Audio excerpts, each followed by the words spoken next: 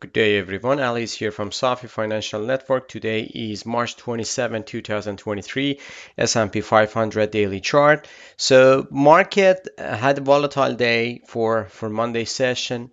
We ended up almost flat. Nothing has been changed. 39.82 right now. We are just trading after hours and pretty wild action. But again, we just got above this trend line, which is kind of like important, but we need to get above this pivotal point. So that's the key level. Still, I'm looking for more consolidation, choppy.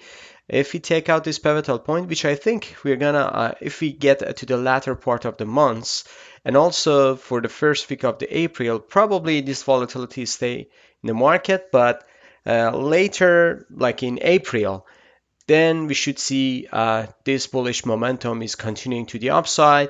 And for the end of the month of May or even June, we can see market around 32 to 3300 for the bull case. So all in all, as long as we are consolidating here and we are above this pivotal point, we are not getting into the lower low. If we take out this pivotal point, we are getting to the lower low. Right now, I'm just looking for this one as like a bottom for multi-months bottom, I should say, and we should see rallies continuing to the upside. However, we got overbought condition in some sectors that we can get to that one as well. So moving on to the Nasdaq, here's the Nasdaq daily chart. So Nasdaq was pretty wild action today, still in negative territory, and I think it's going to be in negative territory for a while, just because Nasdaq is kind of like there are lots of the stocks in Nasdaq getting into overbought condition and also getting sell signal. So this needs to have a pullback, backing and filling, or kind of like a digestive move for the previous rally and also for this rally. When this one is finished, then we get to the second half, especially for the April, we should see this rally continues to the upside, 13,900 to 14,000. So that's going to be the level that I'm looking for Nasdaq. We can take out this pivotal point, but this is very, very decisive and critical moment for the market. This supply area around April last year, which is coming exactly 1 year cycle. So that is very, very decisive moment for the market. I'm not sure if Nasdaq is getting higher than this. There is also potential to get there, but not that far. I'm not even looking for Nasdaq taking out this high or even new all-time high for long time, because we are heading into recession, and this rally could be just another rally, a good substantial rally within this bear market. We are in bear market. I'm not looking for bull market, but if we get there, probably that's going to be a good time to just liquidate some stocks and even get back to the short position. Right now, I'm just slightly bullish, cautiously bullish for the market in 2023, and we'll see how it goes. For the momentum wise, as I said, Nasdaq got a sell signal, so stochastic reversal is just confirming right now. So we just need this price action just coming down to this area to 12,000, low 12,000. That's going to be the possible scenario for Nasdaq. Moving on to Dow Jones, because Dow Jones was interesting today. So Dow Jones had a positive day, still below this trend line. Just look at that. So we're just retracing all the way up to here and then rejecting down. So this pattern is kind of like a forming bullish. If we take out this pivotal point, especially on March 22nd, which was I believe last Wednesday. So we should see Dow Jones is getting back to this high, and also I should say new all-time high. I'm just looking for Dow Jones to lead all the other indexes in 2023. Dow Jones would be the best performer. This is a buy signal that we got, and I still looking for more upside for the Dow Jones. The the reason was today Dow Jones positive, financials and energy was positive. We get to those names in a bit. Moving on to yield, here is the 2 years yield, a bond yield, and we got a positive, very, very nice confirmation. So this is going to be the intermediate bottom, I should say, for yield, but this one can stretch to 20% and maximum 4.5. So this gap is going to be a decisive moment for the yield. And if we get there, so probably we should see another selling opportunities coming down the road. But right now, just to stay on the side because yield is going up, and it's kind of like coming along with uh, the other names like a TLT, because yield was up 6%, TLT was down 2.35% down. So treasuries are coming down. It gives buying opportunity, guys. It doesn't matter if it goes down or sideways for a couple days, weeks, because this is ultimately is going to outperform the stock market if you ask me. And I'm looking for more upside coming for the next month. So this consolidation is getting formed to break out. Probably we'll see an overbought condition here. So this bull flag probably is coming down to this gap and also this trend line. So that's going to be another buying opportunity. So we'll see if even if it gets there, probably I will add more, and we'll see how it goes. So 102, 101 to 100 to 102, that's going to be a good buying opportunity if it gets there, which I believe it gets there. So we'll see how it goes. Gold negative just because bond yield went up. Gold is coming down. So the gold was a stretched long in the tooth, and we should see a downside move is coming down the road. So 1860 to 1890, that's going to be great buying opportunity. I'm not sure if it gets below 1900, but if it spikes low, stretch down, so that would be a good buying opportunity for gold, because ultimately this one is gonna skyrocket, I should say, in 2023, possibly new all-time high for gold. Crude, fantastic move to the upside, 5.26% up, right now sitting at 72.83. Recaptured this pivotal point, this pivotal point, this pivotal point. This is bullish signal for crude. This one I think was just kind of like stop hunting. This wedge is done now, and we are getting back to this consolidation area. More consolidation, more prices coming for crude. 83, 91, 96, 102 is coming for probably months of May. We should see crude higher than this. So that's why I accumulate more in energy stocks and also banks last week, just because I knew that this is coming as well. So VIX downtick today. So VIX was volatile, but going to the downside, 5.24% down. VIX is getting back to $20 threshold. So if we get down there, so probably we'll see a more consolidation, even a bounce. But I should say I'm just looking for more downside for VIX. I'm not getting into long position right now because I'm just looking for somewhere around here to get back to the long position. So sit tight, stay tuned. Probably we will play with call option with this, but not right now. So market is in consolidation. Even Nasdaq was negative, VIX was coming down as well so today. So this means there is no panic in the market. So these negative days in the stock market should be just backing and filling. Dixie, dollar is down. So it's interesting. Dollar is down, gold is down, and bond yield is down as well. So this means dollar doesn't have enough strength to the upside. So any selling opportunity, you should take it, I think, for dollar, because dollar is getting weaker and weaker. Probably consolidation range to this area, but ultimately I'm just looking for 96, to be honest, to 99 to this area for the dollar. So we'll see how it goes.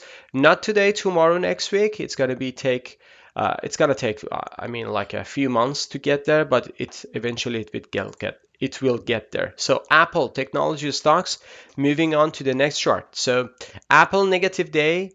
As I said, some Dow Jones stocks are getting buy signals, some Nasdaq is getting sell signals. So Apple is in both, but this is obviously defining technology words. And this one, for like fantastic move, marvelous move to the upside. So we are just looking for more downside. This is going to be backing and filling. If Apple goes down, take out this pivotal point. That's going to be very ugly. So we should see how it goes. But I think lots of buyers are coming back. 150 to 152. That's going to be a buying opportunity for Apple. I'm not looking for more downside to down there. So it's kind of like probably just a pullback to this area for taking the last buying orders for a marvelous move to the upside. Amazon, just a doji bar today. It was negative earlier session, but comes back up just a bit. So still in this wide range bar consolidation. Nothing has been changed. Again, so these backing and filling is going to be a buying opportunity. Meta 1.51% down. So I'm not buyer here. Even I'm not buyer here. I was looking for this, and still I'm looking for this. So I'm not going to be surprised if Meta is coming back down here, but the possibility is getting lower and lower. When we get higher and higher stretched, so the possibility is getting back to this area is going to be lower. But again, if you just take a Fibonacci here from here, and if you just think that this is the top, this is less than 50% Fibonacci. So for the corrective move, even we can go to 61.8 Fibonacci, which is coming to this area, 128. I'm just looking for this to fill out this gap for the next buying opportunity. So we'll see how it goes. Microsoft, this is a top information, folks. You see that this gap, this wide range bar, this supply bar, and how price is resilient to get through, because this is a very, very critical moment for the Microsoft. We had very nice island gap or island reversal here. So you see this is a very, very strong reversal pattern. If you see down there, so that's going to be great buying opportunity. If you see up there, that's going to be selling opportunity. Right now we got into this, and also look at that. So here's the wide range bar, demand, supply area, sharp sell off to the downside. We are getting to lots of technical price action patterns and candlestick charts that are selling, that are telling us this is sell signal. This is not buy. I'm not selling. I'm just looking for a pullback to buy. So we'll see how it goes. If we take out this pivotal, this wide range bar, that's going to be a tricky for Microsoft. So the next level is going to be here. I'm not sure if we get there. So even like a choppy, sloppy here, this area, that could be a buying opportunity. If it gets below this, then we should see Microsoft is coming all the way down to here. I'm not sure if we get there. Google 2% down, again reversal. You see that? So this is a top exhaustive move to the upside, sharply sell off. We got back to this area, still in this wide range bar consolidation. If you look at the monthly, weekly chart here, that's going to be one bar stretch to the downside and then coming back up. So this wide range bar needs to digest all the orders for the next move. And the next move is going to be another wide range bar. So this is a gigantic bear flag. We are getting there. This is a broken level and we are getting back to here. So needs to do some backing and filling to get through from this level. Netflix, just a doji bar, nothing changed. Getting to this gap, rejected down. Again, Netflix can go up there and then coming down. So, but right now, I think this is going to be the end of move. This is going to be A, B, and possibly C pattern is coming down to here. So we'll see how it goes. I'm just going to adjust this one a bit. So this is going to be A, B, C down within this rally. This is a marvelous rally, by the way. Tesla, it was slightly positive, but look at the candle. So Tesla is forming like a bullish consolidation, but it shouldn't get below this. So if it goes below 187, 186, that's going to be tricky for Tesla. So just be careful on that one. I'm just looking for another deep down. Probably this is going to be ABC, and the C is coming down here for the long position. So we'll see how it goes. The problem for today for Nasdaq is semiconductor, just because semiconductor had a marvelous move last October till now. So look at the rally here.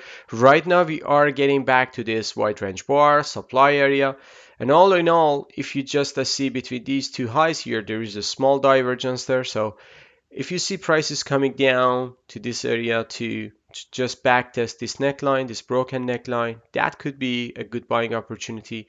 I'm just looking for more downside for semiconductors for now, if you ask me. SOX, the same pattern. TSM 2% down today. So TSM, again, this can go down to test these gaps here as well. So we'll see how it goes for TSM. AMD just coming down today, 1.37%. AMD as well. So we can get down to 82 area. This is a consolidation. So if it goes down, stop here and then coming down. So this is a pivotal point as well. Lots of buyers are going to recommit, especially with this wide range bar. But if it goes down here, you shouldn't be surprised. Again, semiconductors are in top information. Nvidia, make sure watch my video on Nvidia. I just put a link here. So this stock has been topped, I believe, or pretty close to the top. I believe this is top information for Nvidia multi-month top. So if it goes down, I would be buyer, not right now. This gap, wide range bar, very, very significant. March 2022, which is exactly 1 year cycle. So 1 year cycle, we are getting back there. So right now we got back to the March last year. So right now, lots of sellers, they were kind of like underwater for a year. So what would you expect? When they get there, because they thought that this is a W pattern to the upside, they got into long position, and look what happened after that. So right now people are getting back to the break-even level. So why they want to sell their stock and get rid of this name? Makes sense, right? So they're gonna do that, and that's why that put pressure on the sell side. Texas Instrument 1.37% down.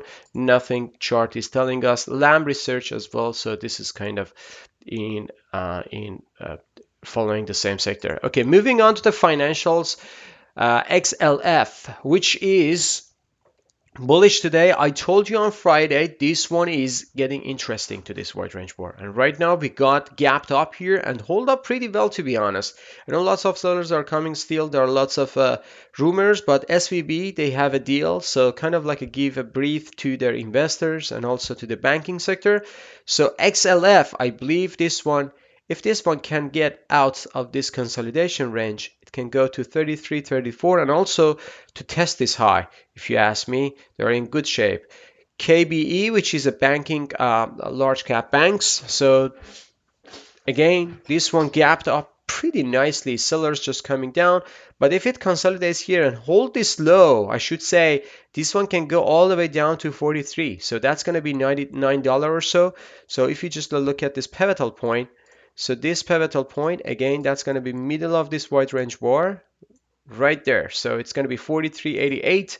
I believe that's going to be a short-term bounce to this area, and that's going to be a good gain as well. So KRE, I'm not into this regional banks. This can follow the industry, but not as long as the other banks are good. So just be careful on that one. JP Morgan, nice uptick today, hold up pretty well. This is my favorite one. We got into this last week, and right now we just take benefit out of it. So let me clean up this, and these ones actually doesn't work anyway. And this one, if this one can go all the way to here, then we should see a hiccup. But JP Morgan, if take out this pivotal point, I should say JP Morgan is getting back to this gap. 164, 168, that's going to be a possibility for JP Morgan by end of this year.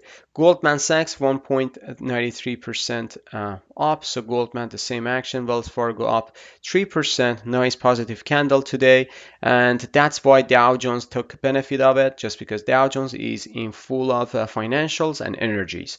Gold miners, okay, moving on. GDX, just a doji bar, it was gap down but came off the low.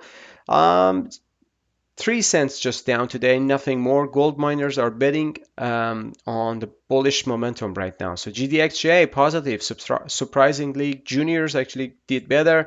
AEM, my favorite one, the same, nothing happened, just 16 cents lost today. NEM, which we are into long position for this one, and I like this one because this one can go all the way to 60, 62.